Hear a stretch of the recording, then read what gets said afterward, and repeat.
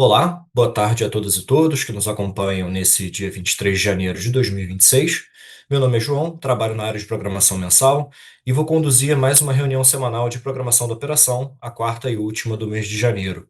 Nossa reunião será dividida em três blocos, intercalados com intervalos de 5 minutos, durante os quais faremos a leitura e análise das dúvidas recebidas. Para o envio de dúvidas, basta registrar seu comentário na caixa embaixo do vídeo da transmissão. No retorno do intervalo, iniciaremos um novo bloco com as respostas das perguntas e seguiremos com as apresentações previstas. Por fim, aproveito para relembrar que a nossa reunião é gravada e o vídeo da gravação será disponibilizado no canal do ONS no YouTube para consulta posterior. Além disso, todas as apresentações feitas ao longo dessa tarde serão disponibilizadas no respectivo produto no Sinteg. Dados os recados iniciais, agora eu passo para a agenda de hoje. Então, no primeiro bloco, teremos apresentações feitas pela Gerência de Recursos Hídricos e Meteorologia. No segundo bloco, teremos apresentações da Gerência de Previsão de Carga e da Gerência de Estudos de Intervenções na Rede. Fechando no terceiro bloco, com apresentações da Gerência de Programação Mensal e Gerência de Programação Diária. Então, dando início ao nosso primeiro bloco de apresentações, eu chamo a Heloísa para apresentar a previsão meteorológica. Boa tarde, Heloísa. Boa tarde, João. Boa tarde a todos. Só um instante para compartilhar minha tela. Acredito que já estejam vendo. Boa tarde a todos. Vou começar falando então sobre a previsão meteorológica, com as condições o que aconteceu durante essa semana operativa de 17 até o dia 23 de janeiro. No início dessa semana operativa, a gente teve o avanço de uma frente fria pela região sul, em que ocasionou chuva fraca nas bacias dessa região. Logo depois, essa frente fria ela avançou pela região sudeste, onde ela permanece estacionária. Com isso, ela permanecendo estacionária, houve a configuração da zona de convergência do Atlântico Sul, em que organizou nebulosidade e precipitação nas bacias das regiões sudeste e centro-oeste. É, então, os maiores totais, eles foram observados principalmente é, nas bacias do Paranaíba, no São Francisco, principalmente no trecho mineiro, no Tocantins, no Xingu, no Tapajós e também no Madeira. É, com essa atuação das ZACAS, né, a Zona de Convergência do Atlântico Sul, o anticiclone do Atlântico Sul, que fica pelo oceano, ele se afastou do continente, e então isso fez com que reduzisse a velocidade dos ventos na região Nordeste. Consequentemente, a gente teve uma geração eólica menor para durante essa semana operativa. Além disso, com essa atuação das ACAS, houve um aumento da nebulosidade em Minas Gerais, e com isso ocorreu um declínio na geração solar fotovoltaica para essa região, para esse estado, no caso. É, Em relação à temperatura, ela ficou em declínio durante essa semana operativa nas regiões sul e sudeste. Nas demais regiões, ela se manteve estável. Para a próxima semana operativa, de 24 a 30 de janeiro, a previsão no início da semana é de que ainda tenha a atuação, a permanência da atuação das ACAS, com ela se desconfigurando então na segunda-feira, no dia 26, e com isso, com essa desconfiguração, a precipitação ela vai reduzir nas regiões sudeste e centro-oeste. É, e então, só para o fim da semana operativa, a gente vai ter a formação de um sistema de baixa pressão ali sobre no litoral da região sudeste, e com isso deve organizar uma precipitação é, pontual em alguns pontos de algumas bacias, e os maiores totais de precipitação vão estar previstos ainda para a região norte, por conta das pancadas de chuvas que vão ocorrer durante a semana nessa região. Então, os maiores totais eles vão estar previstos para o Madeira, para o Tapajós e Xingu. Com essa formação da baixa pressão, a gente vai ter então essa redução aí, vai ter um aumento no fim da semana da precipitação para a região sudeste. Com relação à temperatura máxima para a próxima semana operativa, a gente vai ter um aumento da temperatura máxima nas capitais da região sul. Nas demais capitais do território brasileiro, a temperatura ela vai se manter estável. Com relação à radiação solar, aí, com essa desconfiguração das ACAS, a gente vai começar a ter um aumento da nebulosidade sobre os estados de Minas Gerais e da Bahia. Nos outros estados da região Nordeste, a radiação solar vai se manter estável e em São Paulo ela também vai se manter estável. Com relação à velocidade do vento, no início da semana a gente vai ter uma velocidade do vento é, em aumento, em elevação, né? Mas a partir do dia 28, com a formação da baixa pressão sobre no litoral da região sudeste, a gente vai começar a ver um declínio na velocidade do vento na região nordeste. E então, na média, para essa semana de 24 a 30 de janeiro, a velocidade do vento ela vai se manter estável, com uma elevação no início da semana e um declínio no final da semana operativa. Bem, finalizo aqui a minha apresentação e fico à disposição para dúvidas. Te devolvo a palavra, João. Obrigado, Luísa. Agora, dando sequência, eu vou chamar o André para falar sobre a previsão hidrológica. André, a palavra está contigo. Obrigado, João. Boa tarde a você, boa tarde a todos. Vou compartilhar aqui a tela só um minutinho.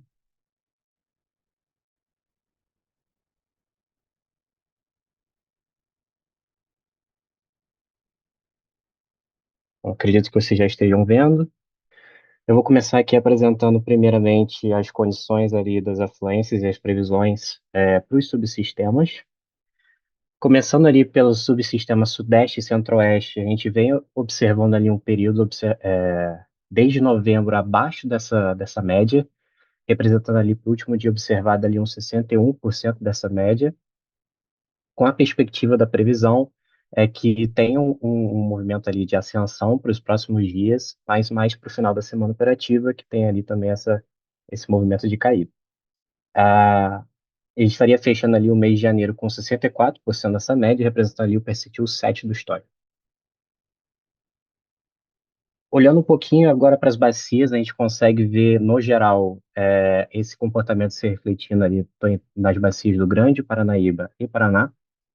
No Paranaíba, as previsões indicam ali umas condições mais favoráveis de elevação, tendo também esse mesmo comportamento, né, de caída ali mais para o final da semana operativa, indicando ali um fechamento em 59% dessa média para o mês de janeiro, representando o percentil 12.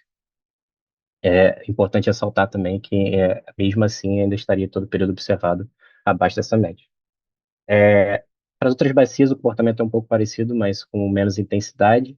Para o Paranapanema, a condição é um pouco diferente. Há um movimento ali está mais para recessão, para essa previsão do final da semana operativa de janeiro, da última semana. Representa ali 45% dessa média e sendo percentil 9. Falando um pouquinho sobre o Sul, teve alguns períodos desde novembro que essas afluências superaram ali essa média que a gente observa, mas mais para o final de agora de janeiro, as condições é que tem ali uma redução, tendendo ali entre uma faixa de 4.000 a 2.000 megawatts médios, representando ali 83% dessa média para o mês de janeiro, né? Sendo percentil 49 do histórico. A gente consegue observar isso também nas bacias, principalmente nas bacias do Jacuí e do Uruguai, com esses aumentos das afluências ali em novembro, em janeiro, mas agora mais para o final de janeiro a gente também já observa um movimento de recessão, tendo o Uruguai ali um pouco mais favorável e o Jacuí também, com um fechamento entre 114% da média de janeiro, representando o percentil 67, e o Jacuí 160 dessa média de janeiro, representando o percentil 80. Enquanto o Iguaçu já tem um movimento ali de recessão vindo desde novembro, estando abaixo dessa média. Então, para as próximas semanas operativas também que se continue tendo esse movimento de recessão, fechando ali janeiro com 55% dessa média, sendo percentil 24 do histórico. Passando agora sobre as subsistemas do Nordeste, a gente vem observando ali também já desde novembro condições abaixo da média. A perspectiva é que na próxima semana operativa tenha uma leve movimento de ascensão, mas também que já se configura ali no movimento de ascensão mais para o final da semana operativa. Fechando ali em 44% da média do histórico, sendo percentil 8. Para o norte, as condições também têm se configurado abaixo das médias, mas para a próxima semana operativa, mais especificamente ali no finalzinho de janeiro, a gente está vendo ali um aumento dessas médias, representando ali 66% do janeiro fechado, com previsão, sendo percentil 16. Especificamente, a gente consegue ver isso na bacia do Tocantins, que teve ali também um comportamento parecido, mas mas indica ali um movimento de ascensão, representando os 58% dessa média, e o percentil 14. Agora, falando um pouquinho mais sobre as condições das bacias para a próxima semana operativa, a previsão indica ali um cenário mais favorável para o norte, como a Heloísa tinha comentado. Então, a gente consegue ver ali as bacias do Araguari, Madeira, Tapajós e Xingu, todas com as previsões entre 80% e 120% dessa MLT. Tem um cenário um pouco mais favorável para as bacias pequenas ali de Uatumã, que está acima de 160% da MLT, e Puraúna, que estaria entre 120% e 160% da MLT. Já no subsistema Sudeste e Centro-Oeste, a gente consegue ver umas condições mais desfavoráveis ali no Paranapanema, e um pouco mais favoráveis ali no Doce, Paraíba do Sul e Paranaíba, com condições, ou previsões entre 80% e 120% da MLT. O restante das bacias ali estaria entre 40% e 80% dessa MLT. No Nordeste, as previsões indicam previsões ali entre 40% e 80% para as bacias, tanto as maiores, como São Francisco e o Tocantins ali. E no Sul, condições não muito favoráveis para o Iguaçu, um pouco entre 40 e 80 ali para o Uruguai, e um pouco mais favoráveis ali para o Jacuí, que estariam entre 80 e 120. Agora, falando um pouquinho sobre as zenas mensais que a gente tem visto nos últimos meses e no último ano, a perspectiva é que a gente feche janeiro ali, no geral, com enas menores do que foi observado no janeiro de 2025, menos no sul. Essa condição do sul é um pouco mais favorável para janeiro de 2026, mas a perspectiva é que tenha um aumento também em todas essas bacias a partir de agora. Subsistemas, desculpa. Em relação também aos estudos de revisão e o que foi previsto no PMO, a gente consegue ver que, no geral, menos para o sul, as condições o PMO tendeu a previr um pouco mais do que foi observado na revisão 4. Então, o sul foi o único que fechou, o PMO preveu 75% dessa MLT, foi subindo, mas acabou fechando em 83%, enquanto os outros, o norte em 85%, previsto no PMO, e depois em 66% na Rev 4, o sudeste com 83% previsto, e depois fechando em 64% na revisão 4, e o nordeste também caindo aos poucos ali para 44% dessa MLT. Com isso, eu encerro aqui a apresentação, fico disponível para dúvidas e retorno a você a palavra, João.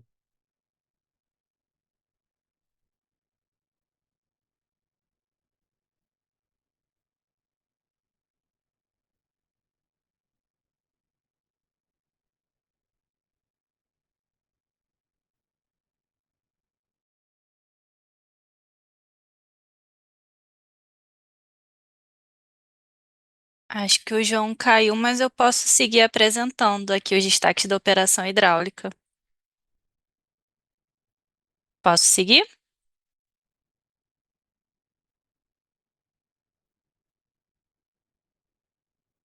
Ok. Então, só um momento que eu vou compartilhar aqui a minha tela, dando sequência aqui na reunião semanal, só um minutinho. Deixa eu botar em modo apresentação. Acho que vocês já estão vendo. Bom, então dando sequência aqui, pessoal, boa tarde a todos e todas que nos acompanham. Vou falar aqui um pouquinho sobre os destaques da operação hidráulica. Começando com a agenda das salas de crise e de acompanhamento, que são coordenadas pela Ana e tem participação do ONS. Ainda em janeiro, na próxima semana, a gente vai ter as reuniões da sala da Bacia do Rio Doce, no dia 26 de janeiro, do Sul, no dia 28, e da região do Paraná, no dia 29. Para fevereiro, está prevista a reunião da Bacia do Rio São Francisco no dia 3, do Paraíba do Sul no dia 3 também de fevereiro, do Paranapanema no dia 19 e do Tocantins no final do mês, no dia 25. Além disso, para março já está prevista a realização da reunião da região do Alto Paraguai, especificamente ali do Pantanal, no dia 4 de março. Além disso, a gente estava participando, né, da sala da região norte, a última ocorreu no dia 8 desse mês, e por hora essa sala está suspensa. Nessa semana, nós tivemos a participação em 3 salas de acompanhamento. A primeira delas foi no dia 20 de janeiro, foi a primeira reunião desse ano da sala do Rio Paranapanema.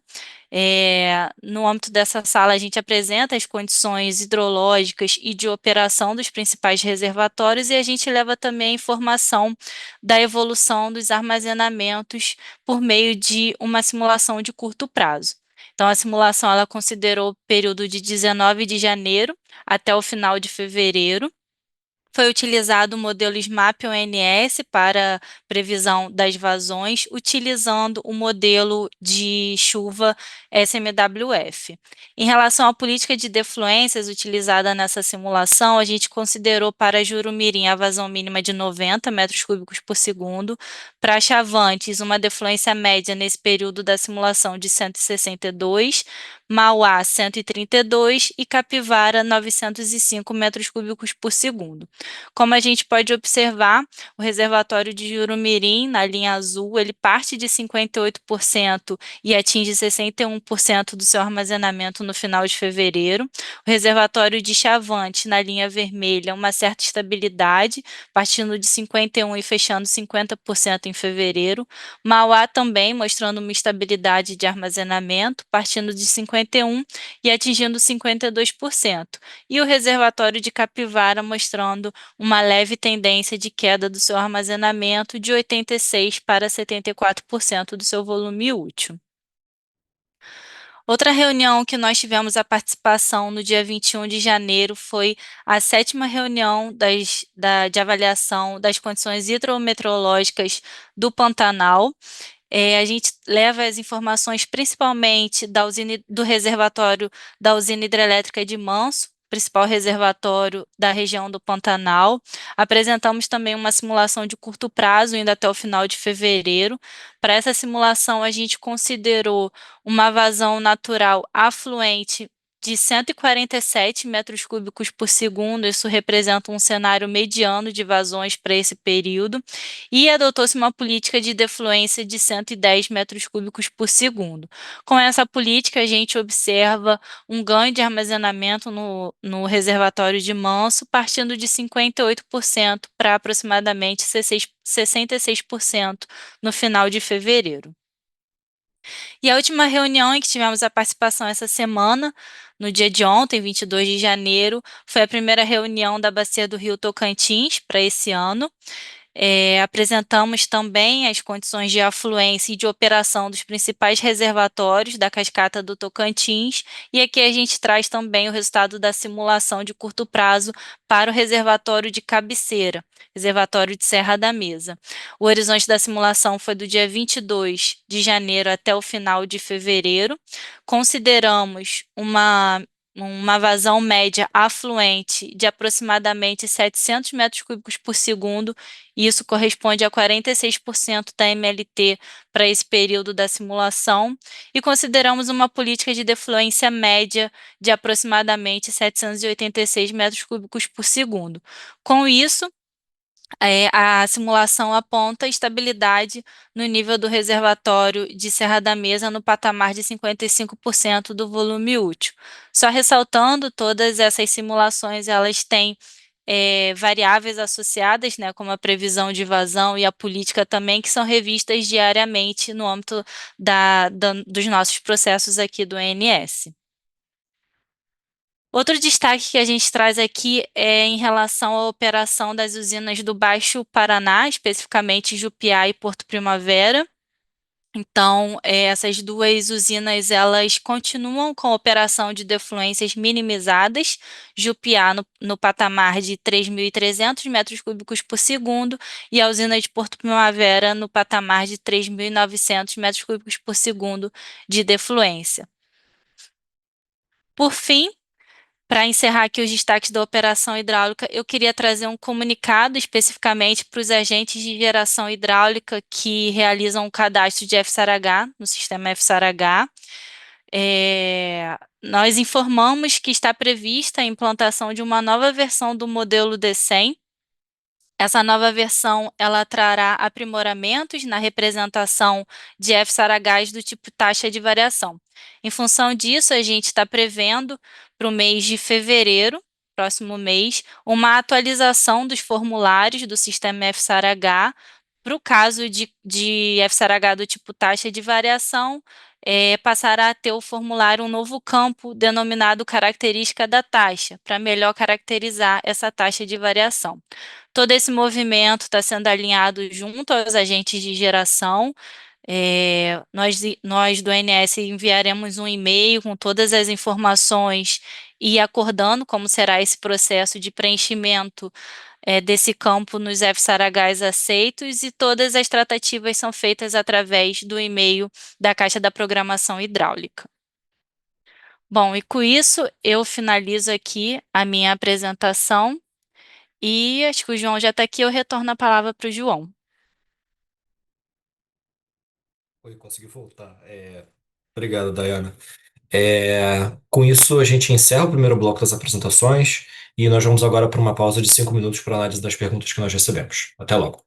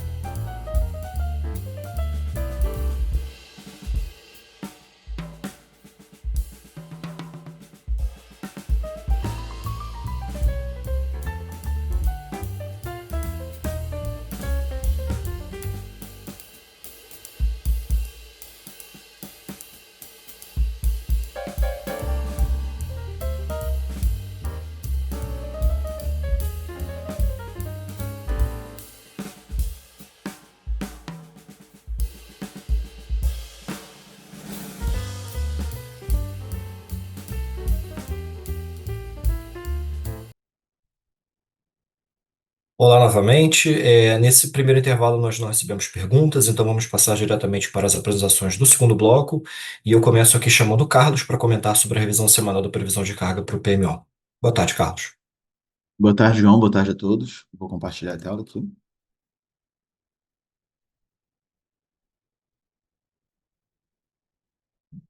Acredito que todos estejam vendo a minha tela, agora em tela cheia. Bem, vou começar mais uma revisão, a revisão 4 da previsão de carga para a programação semanal de janeiro. E, como de praxe, vou iniciar a apresentação falando sobre as premissas meteorológicas, começando com o sul. Então, na semana atual, nós tivemos diminuição das temperaturas máximas nas três capitais, com menor acumulado de precipitação. Para a próxima semana, o sul vai ser as capitais vai ser as capitais em que nós teremos os únicos aumentos de temperaturas máximas. Então, tanto Porto Alegre, Florianópolis e Curitiba têm essa previsão. E aí, quando a gente olha, por exemplo, o Sudeste e Centro-Oeste, né, mas principalmente as capitais do Sudeste, nessa semana nós tivemos diminuição das temperaturas máximas no Rio de Janeiro, São Paulo e Belo Horizonte, com maior acumulado de precipitação, fazendo já um comparativo da semana anterior. Então, a semana anterior à semana vigente foi uma semana muito quente, e aí nós tivemos um gap de temperatura muito forte, e isso impactou diretamente a carga, principalmente carga das áreas do Rio de Janeiro e São Paulo.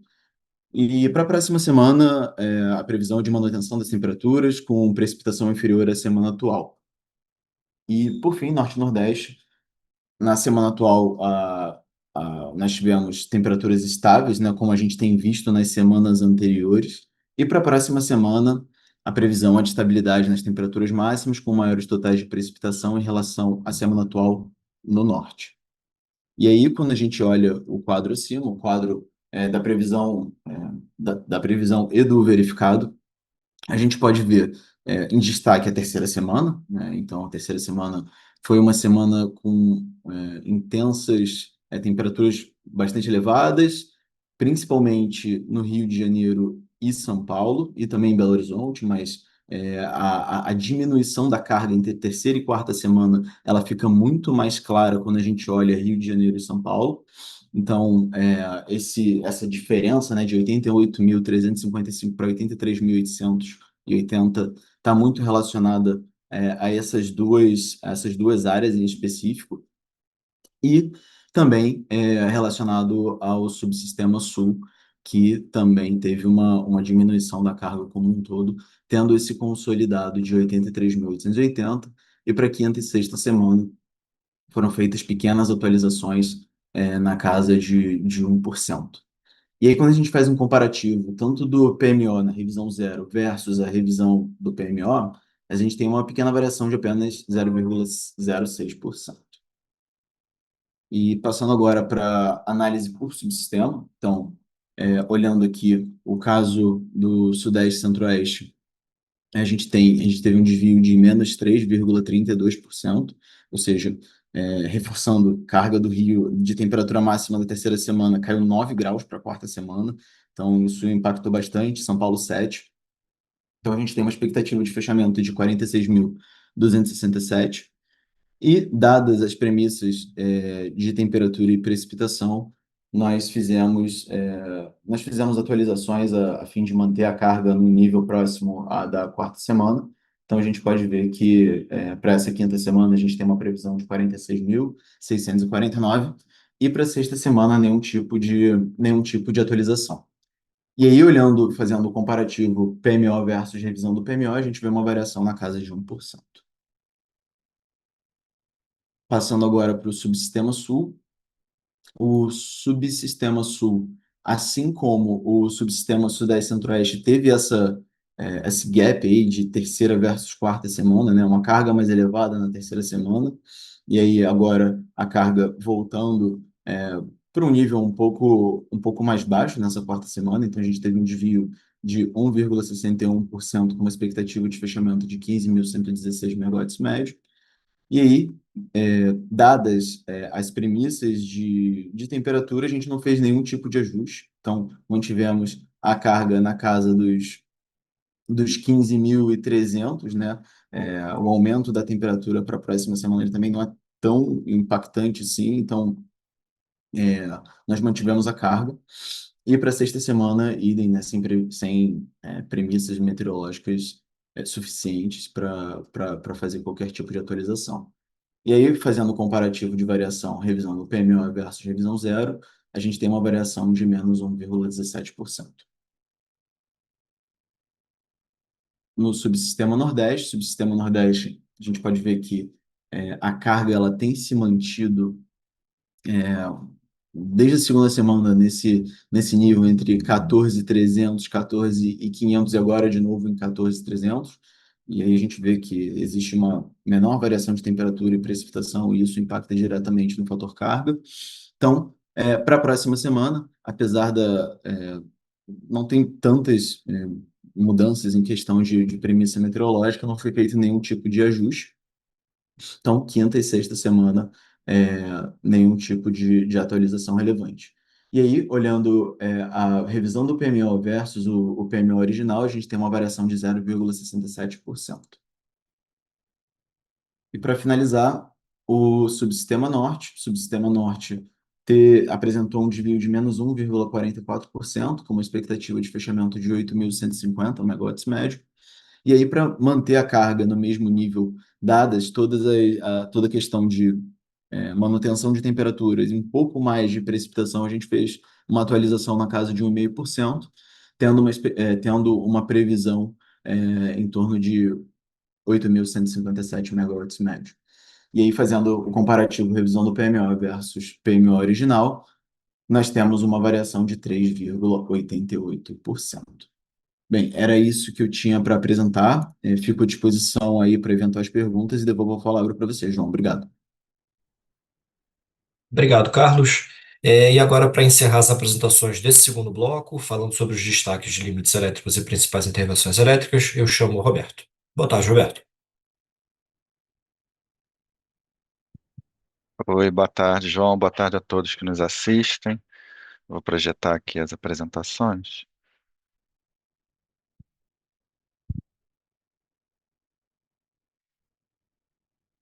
Confirma que estão vendo, João? Certinho. Tá em tela, né? Então, vamos lá, gente. Vou apresentar aqui esses limites elétricos aqui das intervenções, em essência com desligamento, começando aqui com essa barra 1 de 500 kV de Governador Valadares 6, ela pertence à área Minas Gerais, tá? Está programada aí das 10 horas da noite até as 6 do dia 24. Tá? E, desculpa, iniciando aqui às 22 horas do dia 24 e indo às 6 horas do dia 26 de janeiro. Alguém se equivocou aqui na hora da concepção desse slide. Mas, enfim, são para adequações na proteção diferencial de barras para a integração das futuras linhas, né, de Governador Valadares 6 para Capelinha 3, C1 e C2, tá? São linhas de 500 kV. Isso aí impõe restrições no fluxo Nordeste-Sudeste de 6.200 megawatts, bem como restrições aí em conjuntos fotovoltaicos que está em tela aí, Arinos 2, Draco, Janaúba e Vista Alegre, tá? Bem como o conjunto aí eólico de Serra das Almas 2, como em tela. Seguindo aqui para a área Norte e Nordeste, a gente tem um capacitor série, ele é da linha de 500 kV Presidente Dutra Sailândia, na SEA Sailândia. Ele já se encontra em andamento, né, desde as 8 horas do dia 1º de novembro de 2025 e vai até as 17 horas do dia 30 de junho desse ano. Tá? Uma substituição desse banco de capacitores série, também aí com repercussão em penalizações aí no fluxo Nordeste-Sudeste e no Nordeste-Norte, como apresentado aí em tela. Indo aqui para a interligação Sudeste-Nordeste, a gente tem um desligamento de barra 2 aqui, de 500 kV da subestação de São João do Piauí. Está programada aí das 5h45 às 17 horas do dia 24 de janeiro, tá? Isso é para viabilizar a futurinização desse AT3 de 500-230. Também aí com restrições nesses fluxos sistêmicos aí do Nordeste-Sudeste e do Nordeste-Norte. Indo para a área São Paulo, a gente tem aqui uma restrição nesse compensador síncrono 1 de estreito, tá? Um desligamento aí que vai das 8 horas aí do dia 18, já está em andamento, né? Até as 17 horas do dia 25, que é domingo. Essa manutenção preventiva é de 8.000 horas e tem essas penalizações aí que incidem em cima do RSE e do RSul. Indo agora para a área norte, nordeste, também tem desligamento aí da linha Imperatriz Colina em circuito 2, tá das 0 às 7 dos dias 25, 26 e 27, tá? Serviços relacionados à entrada em operação do novo reator da subestação de Imperatriz. Incide aí em reduzir em 100 megawatts os limites da Finese, né? Fluxo Nordeste-Sudeste, 350 nos limites do somatório do fluxo Norte-Sul e Nordeste-Sudeste, em função do fluxo Xingu. Temos também essa linha de 500 kV Rio das Éguas, Arinos 2, está das 7 às 17 do dia 25. A manutenção preventiva e equipamentos da subestação de Arinos 2. Também aí com restrições aí no fluxo Nordeste-Sudeste, conjuntos fotovoltaicos, né, Arinos 2, Traco, como também penalizações aí nos limites de Afinese, somatório do fluxo Norte-Sul e Nordeste-Sudeste, tá? Como apresentados aí em tela para perda do bipolo de Xingu e também em função do fluxo Xingu. Temos também esse disjuntor 15D1 de 500 kV na subestação de Igaporã 3, programada aí das 9 às 11 do dia 27, tá? Isso é para implementar uma temporização para melhoria da lógica FP no relé F3. Também aí com restrição no fluxo Nordeste-Sudeste. Tá, isso é o que eu tinha para apresentar, João. Então, retorno a palavra para você e sigo à disposição aí para eventuais dúvidas. Tá ótimo, Roberto. Obrigado pela tua apresentação. E agora, encerrando o segundo bloco, nós faremos uma segunda pausa de 5 minutos para análise das perguntas recebidas. Até já. Boa tarde. Nós tivemos uma pergunta aqui que foi do Humberto Moraes, da Prime Energy, que nos perguntou o seguinte. Prezados, boa tarde. Poderiam confirmar se, na publicação do relatório preliminar de limites de intercâmbio para o mês de fevereiro, os impactos da entrada da LT Rio Lagos Campos 2 já foram considerados nas estimativas de GPC? Humberto, boa tarde, obrigado pela tua pergunta. A questão é que, como a gente está aqui num fórum de reunião semanal da programação, a gente não conta com todas as gerências responsáveis pela elaboração do PMO.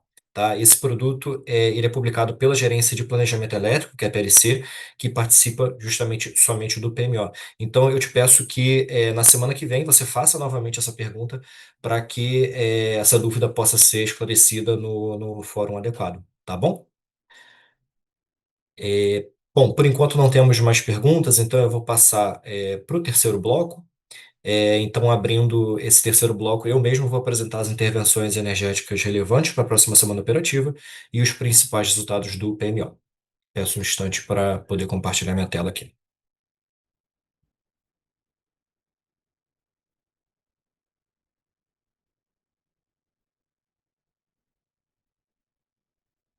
Bom, acredito que vocês já estejam vendo.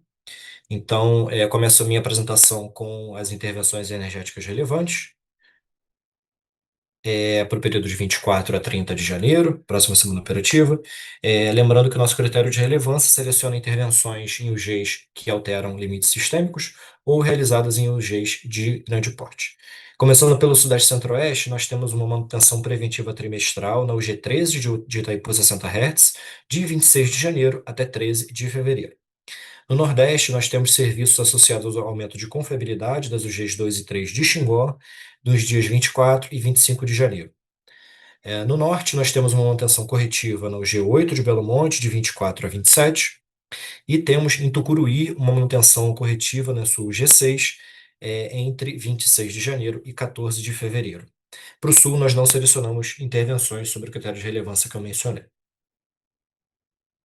Passando agora para os resultados da revisão 4 do PMO de janeiro de 26, trazendo os resultados da primeira semana operativa, que vai de 24 a 30 de janeiro, eu começo aqui com um ponto de destaque, que foi a publicação do despacho da ANEEL, número 94 de 2026, que trouxe a suspensão da operação comercial da UG4, da OHE Porto Colômbia. Esse despacho já foi considerado nessa revisão 4 de janeiro. Passando agora para os resultados, eu começo aqui nesse slide com os CMOs da primeira semana operativa, que não ficaram equalizados nos quatro subsistemas em virtude do atingimento de alguns limites de intercâmbio e apresentaram valores inferiores aos da revisão passada, da semana passada.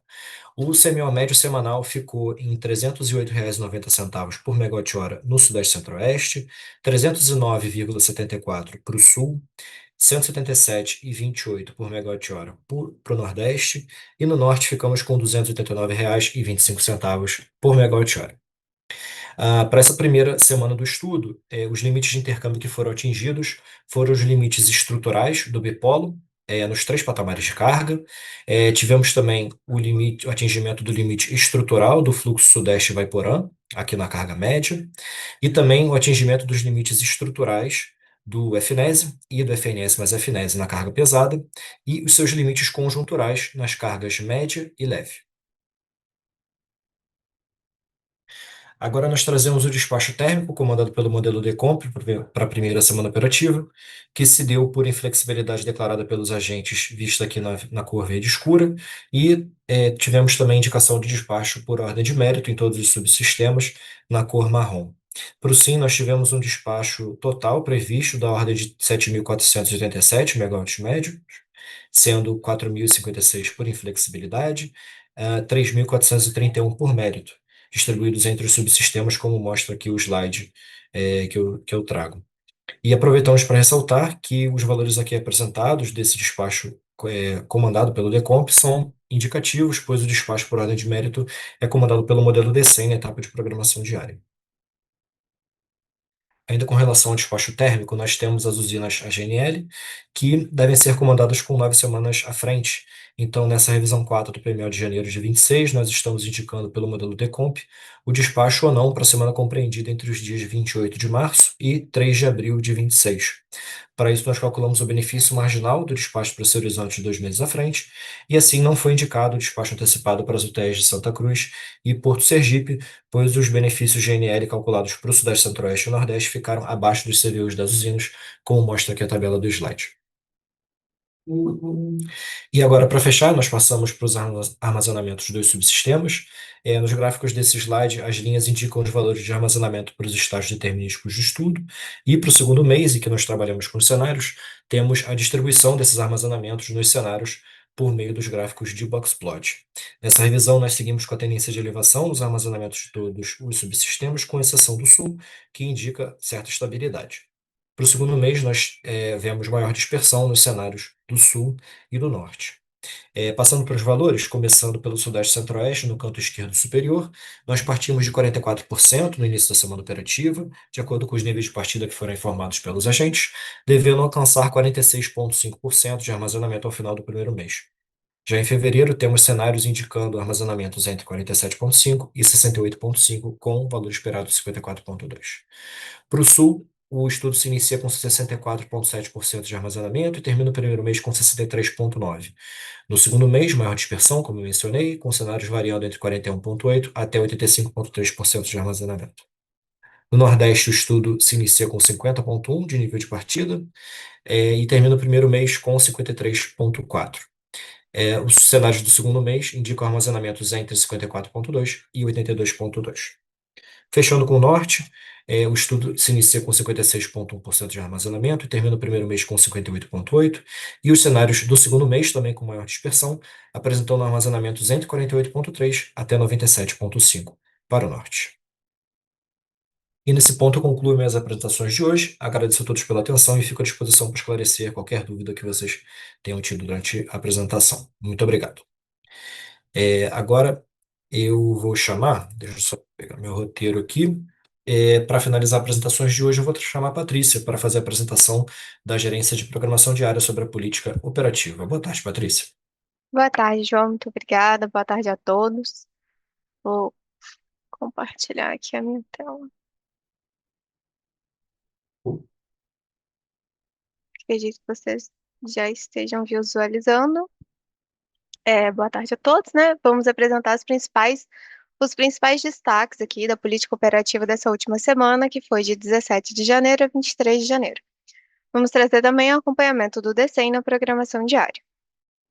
Nesse slide, apresentamos a análise gráfica comparativa dos valores de CMO entre o DCEM e o DECOMP.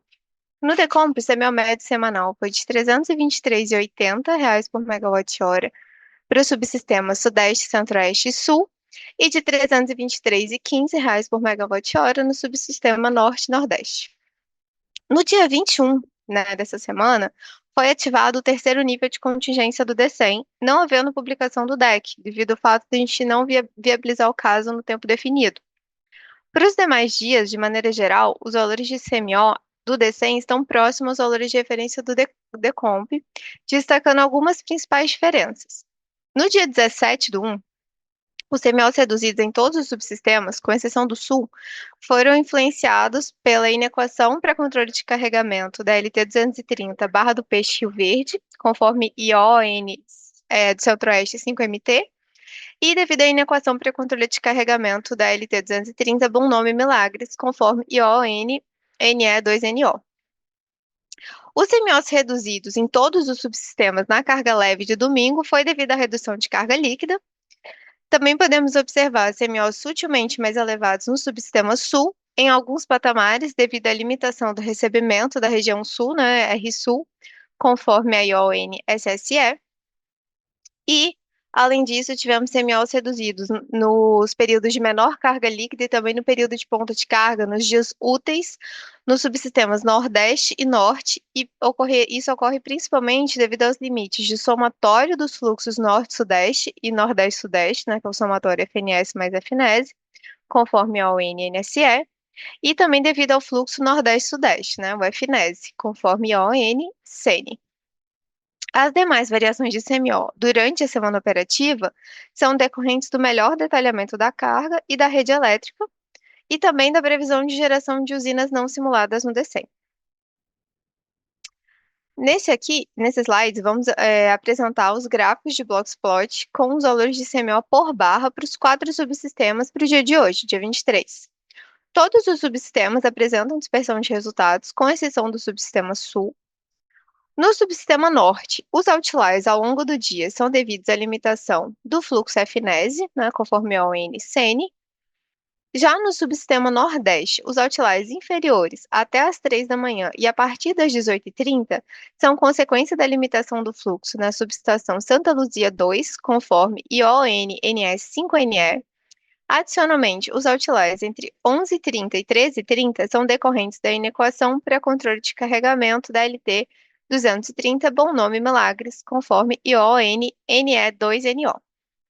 Por fim, os demais outliers ao longo do dia são devidos à limitação do fluxo FNES, conforme ION-CN.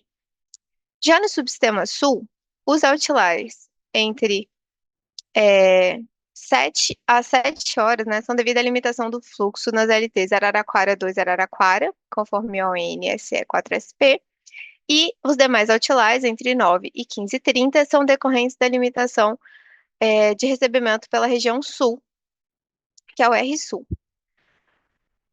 Já no subsistema Sudeste, os outliers com valor de CMO nulo ao longo do dia são consequência da limitação de geração das UHS a Carvalho da UHS a Carvalho e do conjunto termoelétrico Interlago, conforme SGIs 76.255.25 e 79.411.25, né, respectivamente.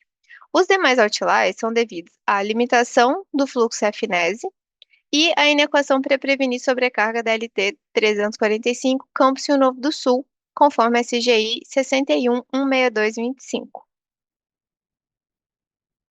Nesse slide, apresentamos o CMO por barra às 9 horas do dia 23 e destaques que apenas 30% das barras do SIM são mostradas nesse gráfico.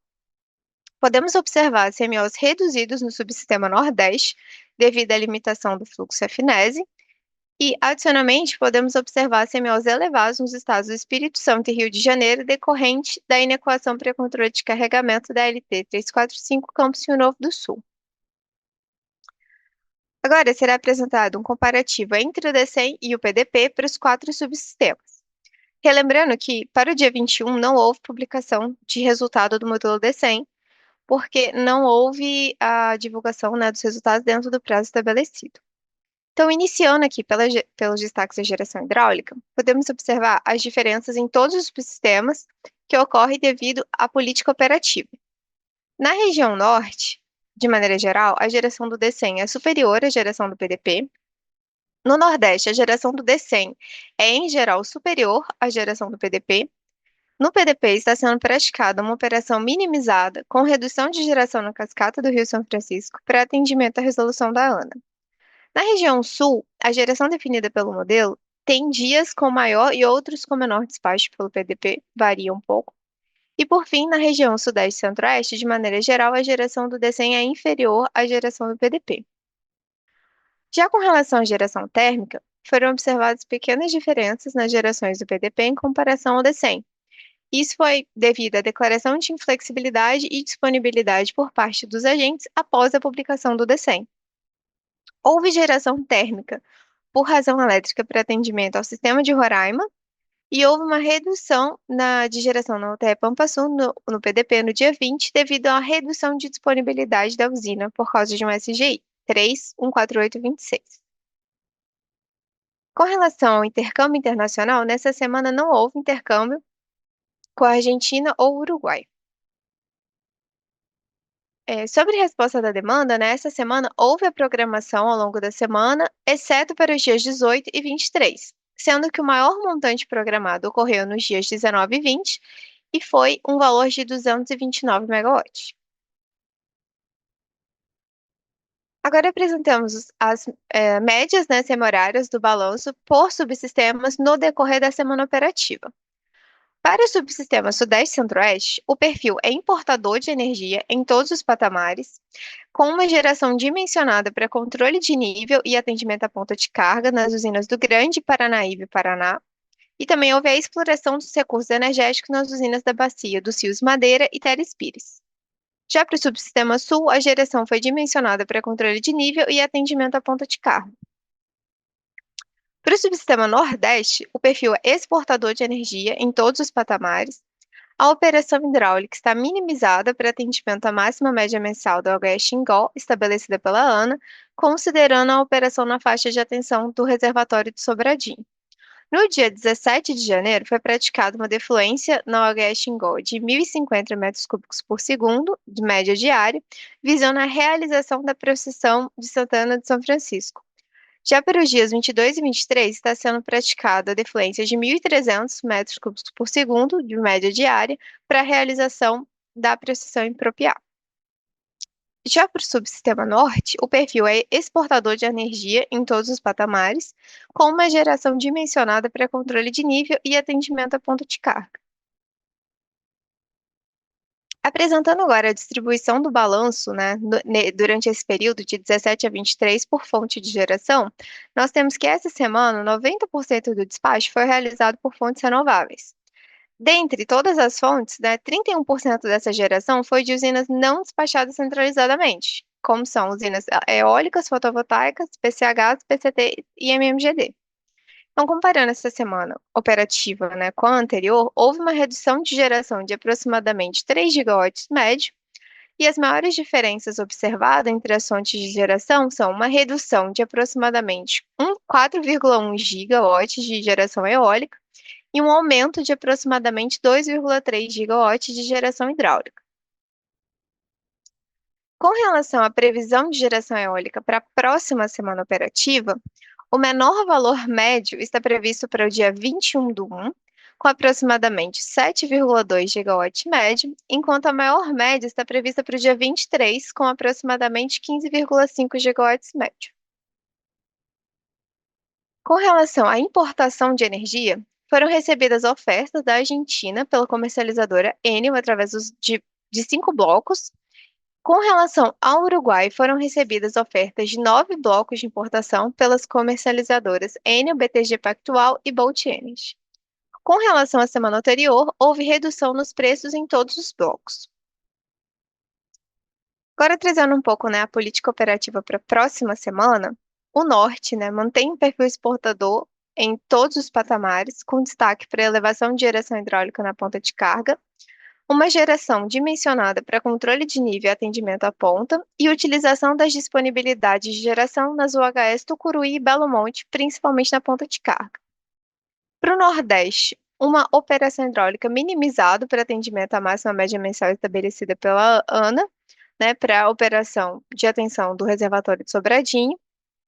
E no dia 24 de janeiro será praticada a defluência média diária de 1.300 metros cúbicos por segundo para atendimento da pressão fluvial de Bom Jesus dos Navegantes.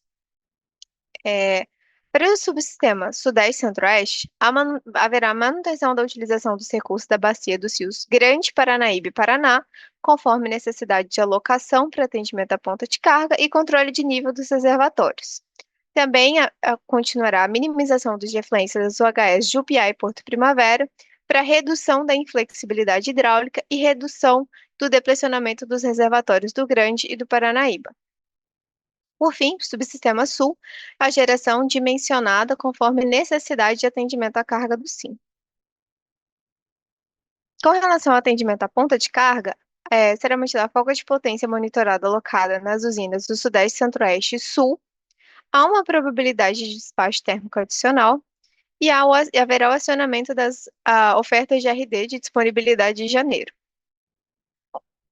Sobre a ocorrência de EVT para a próxima semana operativa, há expectativa de ocorrência de EVT prioritariamente no período diurno. E, em relação aos intercâmbios internacionais, na próxima semana poderá ocorrer intercâmbio de energia condicionado à validação elétrica, considerando os limites das interligações, né, entre os subsistemas. E o último informe, houve a publicação, né, da portaria normativa do MME 117, de 19 de setembro de 25, com a atualização das diretrizes da portaria normativa do MME 88, de 31 de outubro, que prorrogou o prazo de validade até 30 de 4 de 26. Então, essas são as ofertas recebidas e válidas até abril de 2026 e que estão disponíveis para despacho pelo ONS. O preço ofertado é atualizado mensalmente pela CCE e o indicado acima é referente ao mês de janeiro de 26. Com isso, encerro minha apresentação, agradeço a atenção de todos e devolvo a palavra para você, João. Muito obrigado, Patrícia.